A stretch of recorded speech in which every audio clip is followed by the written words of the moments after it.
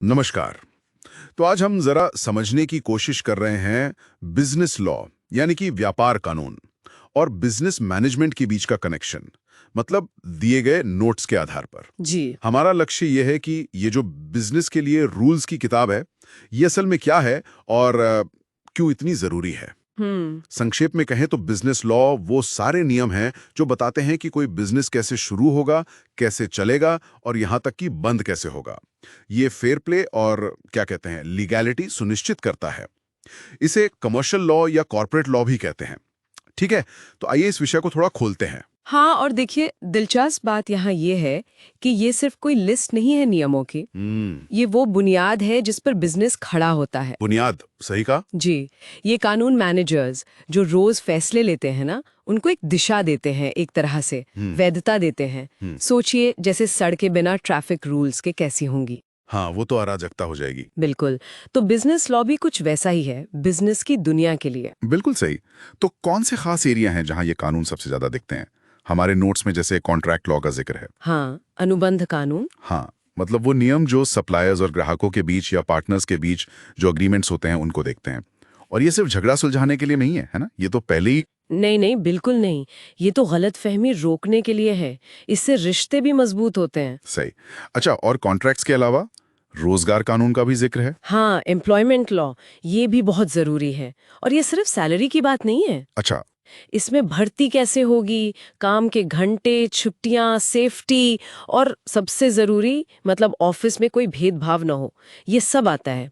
और कंपनी जैसे जैसे बढ़ती है ये और पेचीदा होता जाता है।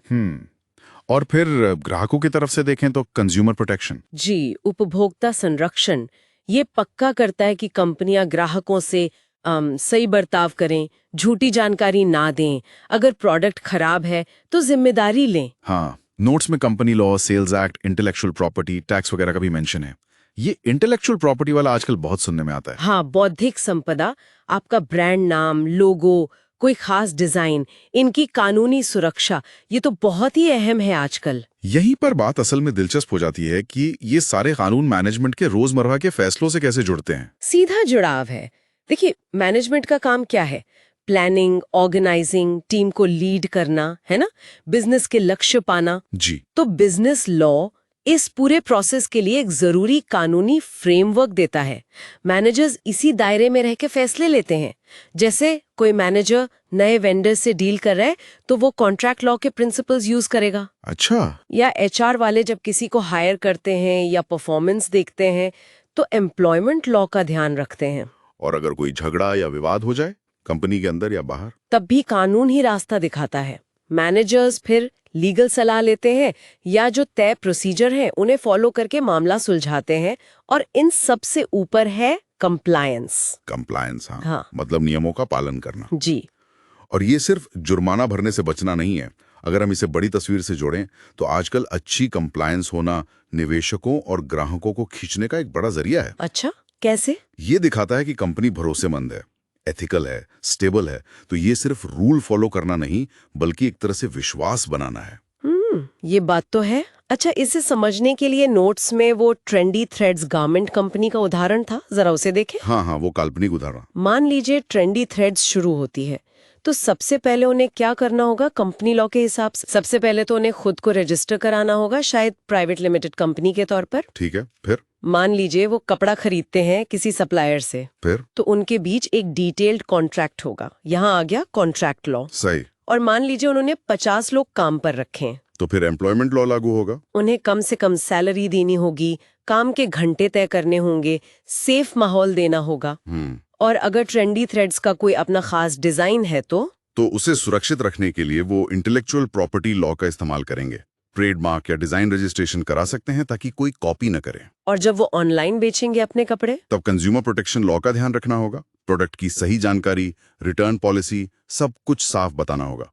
यहाँ तक कि उनकी वेबसाइट की प्राइवेसी पॉलिसी भी। हाँ, वो डेटा प्रोटेक्शन वाले नियम। जी। तो मतलब हर कदम पर मैनेजर सिर्फ बिजनेस नहीं चला रहे, वो लगातार एक लीगल फ्रेमवर्क के अंदर काम कर रहे हैं। ये जानना कि कब कौन सा नियम लगता है ये उनके काम का एक जरूरी हिस्सा है। सही कहा। ये दिखाता है कि लॉ सिर्फ वकीलों का काम नहीं है। ये हर उस मैनेजर के लिए जरूरी है जो एक कामयाब और टिकाऊ बिजनेस बनाना चाहता है। बिल्कुल। लापरवाही बहुत महंगी पड़ सकती है, सिर्फ पैसों में नहीं, कंपनी की इज्जत मतलब रेपुटेशन के मामले में भी। तो इस सब का क्या मतलब निकला? कुल मिलाकर बिजनेस लॉ मैनेजर्स के लिए सिर्फ एक रूल्स की किताब नहीं है, ये एक स्ट्रेटेजिक टूल है। हाँ, एक औजार है। जो उन्हें सही फैसले लेने, रिस्क कम करने और सबके साथ मतलब स्टेक होल्डर्स के साथ विश्वास बनाने में मदद करता है। निश्चित रूप से।